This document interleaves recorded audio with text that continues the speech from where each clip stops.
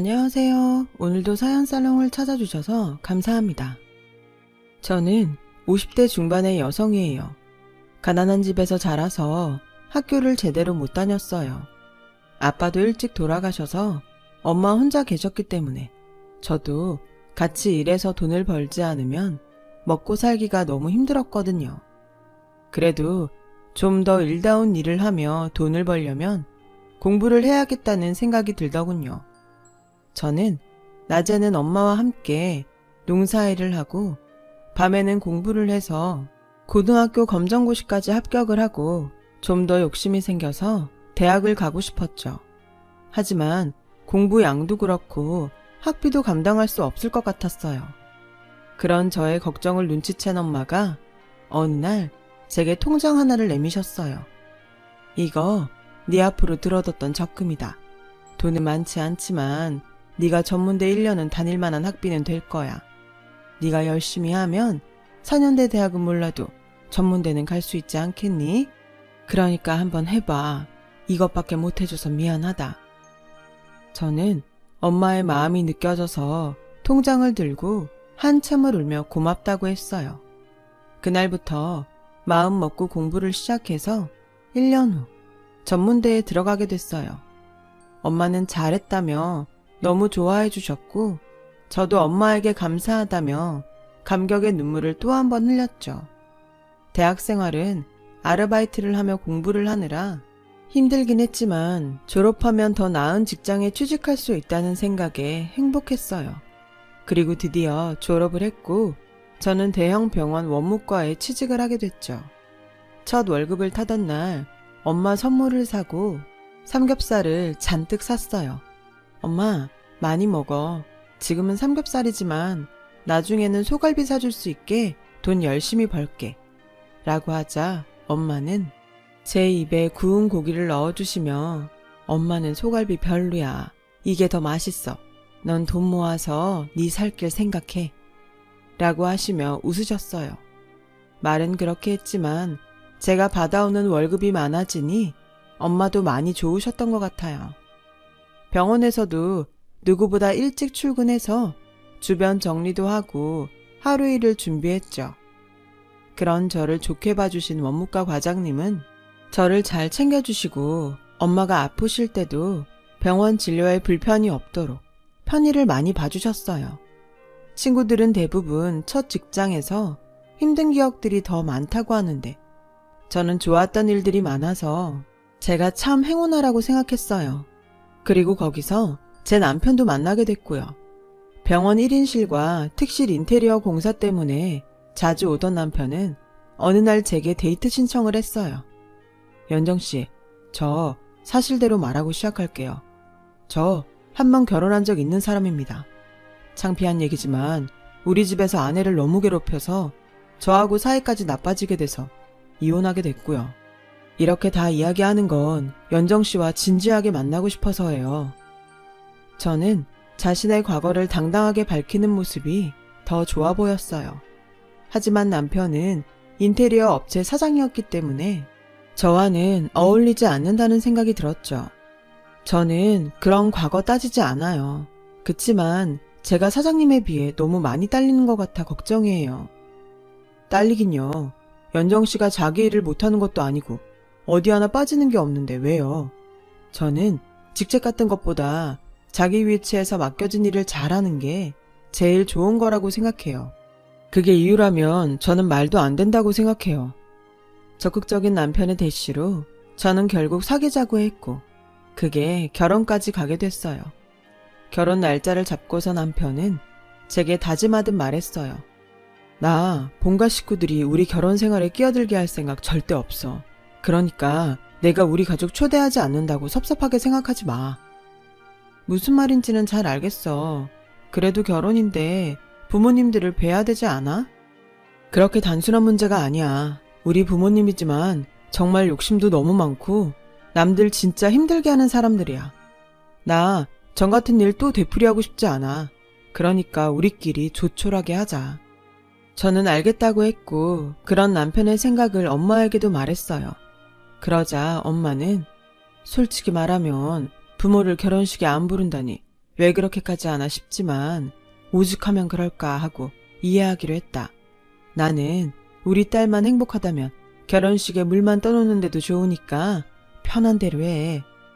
라며 좋게 생각해 주셨고 남편은 엄마에게 큰 절을 하며 장모님, 여러 가지로 마음에 안 드시는 게 많을 텐데 이렇게 이해해 주셔서 정말 감사합니다.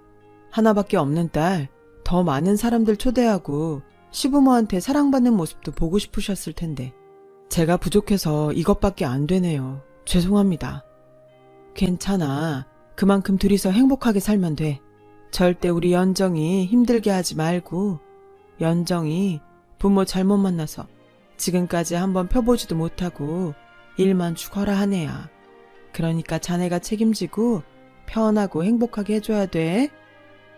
그렇게 저희는 조촐하지만 아주 행복한 결혼식을 올렸어요. 남편은 교회의 전원주택을 직접 인테리어해서 정말 동화 같은 집을 꾸몄어요. 와, 내가 정말 이런 집에 사는 거야? 너무 꿈 같아. 라며 좋아하자 남편은 그럼 이 집이 당신 집이야. 오늘부터 쭉 살 거야. 라며 흐뭇한 얼굴로 웃었어요. 저희는 정말 행복하게 지냈어요. 남편은 시댁에서 오는 연락을 철저히 차단했고 저희가 사는 데가 어딘지도 절대 알려주지 않았죠. 한 번인가 시어머니와 신우가 동네에 와서 저를 찾은 적이 있는데 그것도 길가에서 만난 거였어요. 시댁에서는 저희가 사는 동네까지는 알았지만 집은 알지 못했던 것 같아요. 네가 우리 아들 꼬여내서 집하고 인연 끊게 만든 그 여우냐? 라며 길거리에서 소리를 지르는데 어찌나 민망하고 놀랐는지 몰라요. 남편한테 전화를 하니 남편은 자기가 오겠다며 절대 집에 들이지 말라고 하더라고요. 제가 근처 카페라도 가자고 하니 신우는 야, 우리가 카페 나가려고 여기까지 온 줄 알아? 당장 집으로 가. 앞장서. 얼마나 잘해놓고 사나 좀 보자. 라며 다짜고짜 반말로 소리를 지르더라고요. 지나가던 사람들이 다 쳐다보고 집집마다 다 창문 열고 내다보는데 정말 너무 창피했지만 버틸 수밖에 없었어요. 집에 가는 건 제 마음대로 할 수 있는 게 아니에요. 그 사람이 근처 카페로 모시라고 했거든요. 라고 하자 두 사람은 막무가내로 저를 붙잡고 흔들며 남자 하나 완전 흘려놓고 멀리 마음대로 못해? 그걸 변명이라고 해? 얼른 가자고. 빨리 앞장서. 라고 하는데 남편이 왔어요. 그만하세요. 이게 대체 뭐 하는 짓이에요? 이런 사람들한테 내가 우리 사는데 알려줄 것 같아요? 당장 가요. 아니면 경찰에 폭력행위로 신고할 테니까. 라며 호통을 치자 그제야 제 팔을 놓고 가버렸어요. 저한테 나중에 두고 보자는 말도 잊지 않았죠. 남편은 안 되겠다며 당장 집을 내놨어요. 저는 꿈에 그렸던 집을 파는 게 너무 아까웠어요. 우리 그냥 여기서 살면 안 돼? 당신이 오늘 그렇게까지 말했으니 어머니는 아가씨도 안 올 것 같은데. 당신이 몰라서 하는 소리야. 이 동네까지 찾아왔으니 다음엔 우리 집으로 올 거야. 라며 결국 집을 팔았고 저는 아쉬워하며 이사를 해야 했어요. 새로 이사한 아파트도 남편이 정성껏 꾸며서 정말 예뻤어요. 제가 너무 아쉬워하니 남편이 더 신경 쓴 것 같더라고요. 저는 그런 남편 마음 씀씀이가 너무 고마웠죠. 이렇게까지 안 해도 되는데 고마워. 라고 하자 남편은 아니야. 다 우리 집 때문에 이렇게 된 거잖아. 당신만큼은 상처받게 하고 싶지 않아. 라며 제 등을 쓰다듬어 줬어요. 저희는 아파트로 이사하고 1년 정도 행복한 신혼생활을 했죠. 그러던 어느 날 남편이 심각한 얼굴로 제게 의논할 게 있다고 하더군요. 그런 모습을 처음 보는 거라 굉장히 긴장했어요. 사실 이혼한 그 사람한테서 연락이 왔어. 재혼해서 뉴질랜드 가는데 남자가 아이를 싫어한다고 재현이를 데려가라고 하네. 그 사람이 보육원에서 자라서 가족이 없어. 사실 엄마랑 사는 게 낫겠다고 생각해서 데려오고 싶어도 참고 있었거든. 재현이 우리랑 같이 살면 안 될까? 그런 걸 뭘 그렇게 고민하고 그래. 당연히 데려와야지. 당신 딸이잖아. 아빠가 이렇게 있는데 그럼 걔가 어디 가겠어? 내가 그것도 이해 못할까봐? 라고 하자 남편은 내 손을 꼭 잡고 고맙다는 말만 계속했어요. 그렇게 저와 남편은 딸을 데려왔어요. 딸아이한테는 엄마가 아파서 치료받으러 멀리 갔다고 했죠. 내년이면 초등학교에 들어갈 나이인 아이는 자꾸 우리 눈치를 보더군요. 재현아, 이제 여기가 네 집이고 우리 집이야. 그러니까 마음 편히 가져. 하고 싶은 거 하고 갖고 싶은 거 있으면 말해. 라고 하자 아이는 눈물을 글썽이며 고개만 끄덕였죠. 아이는 순하고 성품이 밝아서 볼수록 정이 들고 예뻤어요. 저는 상처받지 않게 조심하면서 아이를 대했고 아이도 내 마음을 알아줬는지 어느 날 제 손을 잡고 친구들에게 가서 우리 엄마야, 이쁘지? 하는데 정말 눈물이 나더군요. 저는 딸아이를 제가 낳은 것처럼 정성을 들였어요. 정말 이 아이가 어찌나 예쁘던지요. 핏줄은 아니었지만 진심으로 딸이라 생각했고 우리 딸도 그걸 알았는지 엄마 엄마 하며 세상 사랑스러운 표현을 다 했죠. 그렇게 시간이 지나 저도 아이를 갖게 되었고 연년생을 아들 둘을 낳았어요. 집에 아이들이 많아지니 갑자기 시끌벅적해지더라고요. 딸아이는 어린데도 제가 아들들 때문에 쩔쩔매면 옆에서 곧잘 도와주곤 했어요. 아이들이 자라고 나서도 딸아이의 엄마가 다른 사람이라고 말하지 않았습니다. 정말 제 딸이었으니까요. 아이들도 누나를 잘 따랐죠. 아이들이 한참 자랄 시기에 정말 정신없었지만 참 행복한 시간이었어요. 그런데 딸아이가 대학에 다니고 아들들이 중학교에 갈 무렵 남편 몸에 이상이 생겼어요. 자꾸 마르고 헛구역질하는 남편을 데리고 병원에 가니 의사가 위암 3기라는 거였어요. 순간 정말 눈앞이 아찔해졌어요. 수술을 해봐야 정확히 알겠지만 예후가 좋지는 않을 것 같습니다. 라는 의사의 말에 저는 남편 몰래 펑펑 울고 말았어요. 그런 중에도 남편은 자기 때문에 내가 고생한다며 자꾸 미안하다고만 했죠. 우리 가족은 순식간에 슬픔에 빠졌고 남편은 그 어려운 수술을 하게 됐죠. 수술은 했지만 앞으로 항암 치료가 중요합니다. 마음 단단히 먹어야 될 거예요. 의사는 이 말만 하고 다시 수술실로 들어가더군요. 저는 남편 병간호를 하면서 힘든 날들을 보내게 됐어요. 딸아이가 학교 휴학을 하며 많이 힘이 돼줬죠. 하지만 남편의 상태는 점점 나빠졌어요. 아무래도 안 되겠다 싶어서 시댁에 연락을 했어요. 아들이 죽는 것도 모르면 안 되니까요. 그런데 시어머니는 연락을 받자마자 하는 말이 아들들을 데려간다는 거였어요. 네가 오죽 잘했으면 내 아들이 병에 걸리겠냐. 네가 재현이 걔한테만 신경 쓰고 네 남편은 쪽쪽 빨아먹으니 그렇지. 내 손자들까지 그렇게 되게 둘 수 없다. 어머니, 그게 무슨 말씀이세요? 지금 그 사람 아픈데 한마디 위로라도 해주셔야지. 다짜고짜 애들을 데려간다니요. 나 안 보고 산다는 놈은 나도 필요 없어. 그리고 기집애도 필요 없다. 손자들은 얘기가 달라지지. 걔들은 우리 핏줄이야. 라며 무조건 집에서 애들 짐을 빼서 아이들을 데려갔더군요. 저와 딸아이가 다 병원에 있고 바쁠 때 갑자기 벌어진 일이었어요. 시어머니는 아이들을 데려간 뒤 연락을 끊어버렸어요. 저는 아이들을 데려오기 위해 백방으로 수소문했고 결국 변호사를 대동해서 남편이 낳으면 다시 돌려보내겠다는 각서를 받았어요. 그때는 그 정도로 만족해야 했어요. 일단 남편 때문에도 너무 힘들었고 돈도 점점 바닥나고 있었거든요. 딸아이가 아르바이트로 생활비를 보탰는데 그게 또 제 옛날 모습을 보는 것 같아 얼마나 마음이 아팠는지 몰라요. 집안 형편은 점점 어려워지고 남편도 갈수록 나빠지기만 했죠. 그렇게 1년 정도를 버티고 있는데 갑자기 딸아이 친이모라는 분이 불쑥 저를 찾아왔어요. 딸아이 친모와 어릴 때 보육원에 버려지면서 혼자 미국으로 입양됐다더군요. 언니를 찾았는데 몇 년 전 뉴질랜드에서 사고로 죽었다고 해요. 그러면서 언니 대신으로 잠시만 딸과 살 수 있게 해달라는 거였어요. 대신 우리 집 병원비와 생활비를 보태주겠다고요.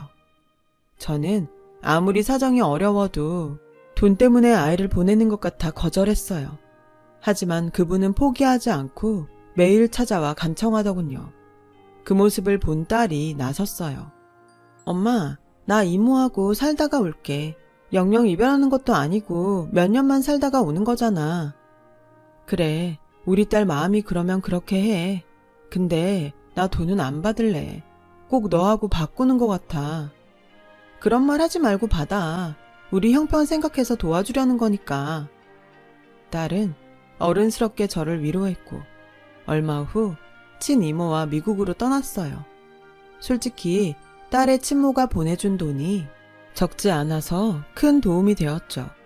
저는 남편의 간호에 더 정성을 쏟았고 아들들한테도 연락을 하며 지냈어요.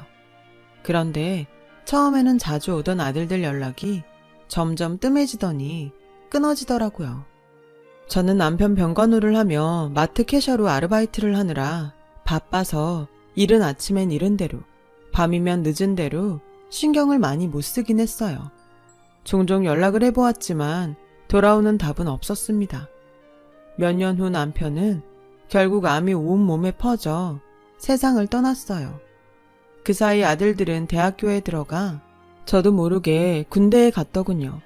그런 것도 하나 챙겨주지 못한 게 너무 안타까웠어요. 이제부터라도 그동안 못한 것까지 다 해줘야겠다고 생각했는데 애들이 저한테 오지 않겠다고 하더라고요. 이건 우리가 스스로 결정한 거니까 할머니한테 각선이 어쩌니 그딴 말로 협박하지 마. 라고 큰아들이 말하자 작은 아들도 퉁명스럽게 엄마, 누나 우리 친누나 아니라며. 도망간 아빠 전부인 딸이라며. 근데 어떻게 우리는 뒷전이고 남의 딸만 챙겨? 같은 여자라서 그런 거야? 그런 말도 안 되는 소리가 어딨어. 난 너희 차별해서 키운 적 없어. 라고 하자 큰아들이 코웃음 치며 우리도 이제 알 거 다 아니까 그만해. 할머니한테 다 들었어. 엄마가 아빠 가족들하고 못 만나게 만들려고 우리도 할머니한테 맡겨놓고 나중에 데려가네 어쩌네 쇼한 거잖아. 저는 너무 기가 막혀서 그게 아니라고 몇 번이나 얘기했지만 아이들은 이미 시댁에서 한 얘기를 진실이라고 믿고 있어서 소용이 없었어요. 둘째는 꼭 저를 비웃는 것처럼 빈정대며 이제 혼자 잘 살아보세요. 저희 괜히 찾아오지 마시고 라더니 형하고 가버리더군요. 그리고 며칠 후 시어머니가 오더니 무작정 남편 재산을 내놓으라는 거였어요. 네가 내 아들 망가뜨리면서 벌어놓은 돈 있잖아. 그거 당장 내놔. 넌 그거 갖고 있을 자격 없으니까 내놓으라고. 어머니, 저 돈 없어요. 그 사람 병원비 다 쓰고 생활비도 모자라서 제가 마트에 나가서 일한다고요. 내가 내 아들 재산도 조사 못할 것 같냐? 내가 뒷조사하기 전에 네가 순순히 내놓는 게 좋을 거다. 라며 큰 소리를 쳤고 아들들까지 전화해서 할머니한테 돈을 주라는 거였어요. 엄마가 그만큼 누렸으면 남는 건 할머니 주는 게 맞지. 엄마도 양심이라는 게 좀 있어봐. 저는 다른 건 다 참아도 아들들한테 오해받는 게 너무 힘들고 슬펐어요. 밤새 남편 통장들을 뒤져서 보니 그나마 조금 남은 게 하나 있더군요. 저는 아들들한테 주는 거라는 마음으로 그 통장을 시어머니한테 줬고 예전에 남편이 인테리어 업체를 친구한테 넘기고 받았던 지분도 시어머니한테 다 넘겼어요. 그리고 저는 고된 일상을 시작해야 했죠.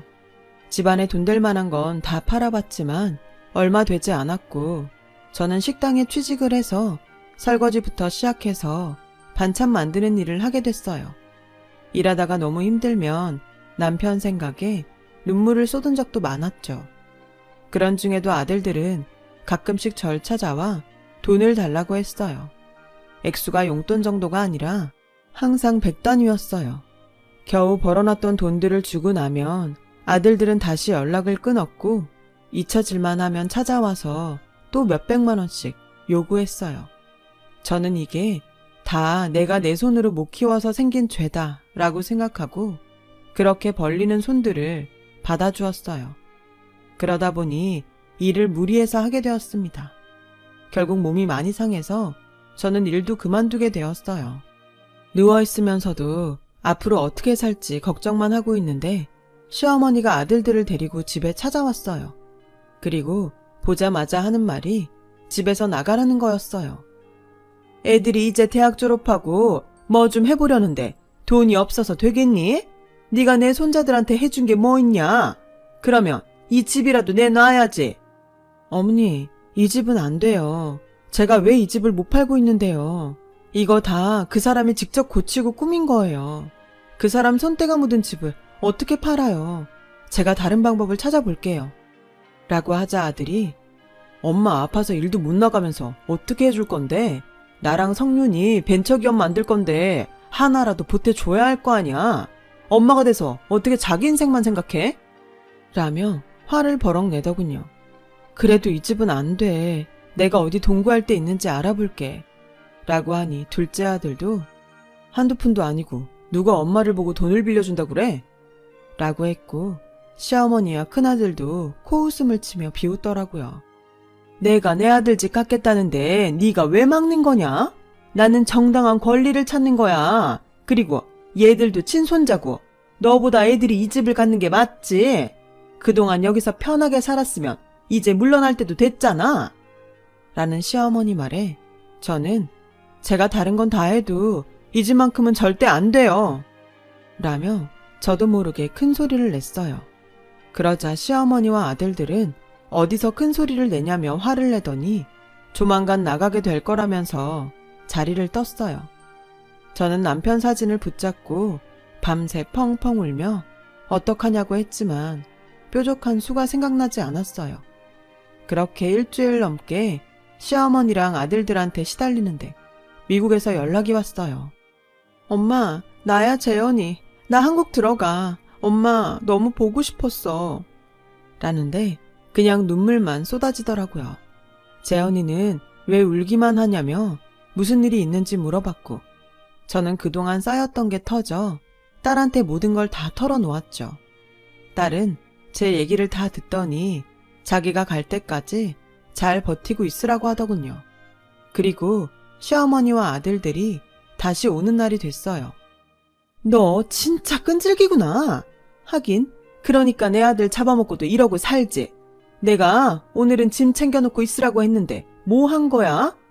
하더니 아들들한테 짐을 챙기라고 시키더라고요.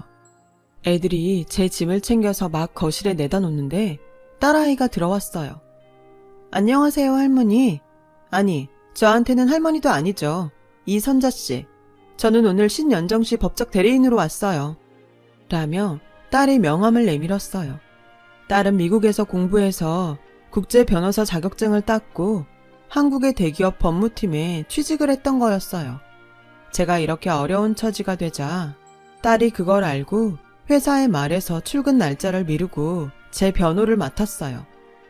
이선자 씨는 이 집에 대해 아무 권리가 없어요. 이 집은 아빠, 김상우 씨 명의니까 상속인하고 자녀들한테 권리가 있고요. 그 권리는 배우자 1.5이고 자녀들은 각각 1인데 그동안 아들 김성진, 김성윤이 받아간 돈을 따져보면 두 아들도 이 집의 권리를 주장할 수 없는 상황입니다. 라며 아주 또박또박 조리 있게 말하더군요. 그 바람에 시어머니와 아들들은 질려서 한마디도 못하고 그냥 물러났어요. 저는 딸을 붙잡고 그동안 서름에 엉엉 울고 말았어요. 엄마, 걱정 마. 이제 내가 엄마 옆에 있을 거니까 아무 걱정 마. 그동안 공부 때문에 연락 많이 못했어. 너무 미안해. 라며 딸도 눈물을 흘렸어요. 그리고 딸은 엄청난 소식을 저한테 알려줬어요. 남편이 죽기 전 딸에게 따로 연락을 해서 맡긴 재산이 있다는 거예요. 할머니가 저러니 아빠가 미리 다 손을 써놨어.